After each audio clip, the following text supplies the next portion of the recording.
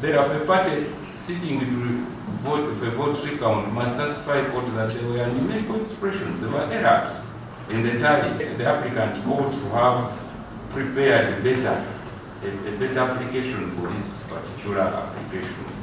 The grounds relied on actually irregularity and non-compliance grounds that can only be resolved by way of election petition, which I advise the applicant to pursue.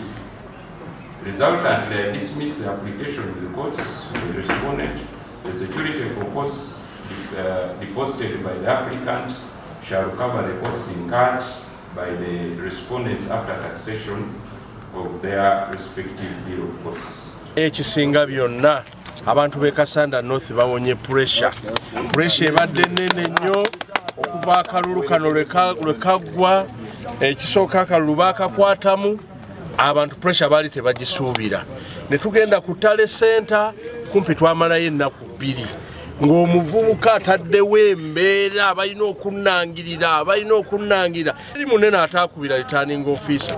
Njagala nnyo okwebaza madamu Musiime eyayimirira n'agamba nina okukola ekituufu Nsamba yawangudde akalulu. Akanyiza naffe omusango n'agugoba era n'alagira nti ajja tuliirira ssente zonna ezisaasaanyiddwa mu musango. Ffe kituwadde nnyo essanyu nti akati kafe ak'ekibiriiti ke tubadde tulina ate ke babadde balwanyise nnyo okulaba nga bakajjawo mu district ate ke kati akameruse. Twali twagala okubala obululu buli mu bokisi naye bwe kibadde kisobose tetulina kyakukola. Tugenda kugenda mirimu emirala emyaka 5 tekiri mu ddakiika. Kyemmanyi asuubira nti awangudde abantu bamuwagala. Nze ngenda kubeerawo nga nze mubaka ataalondwa nga nkolera abantu.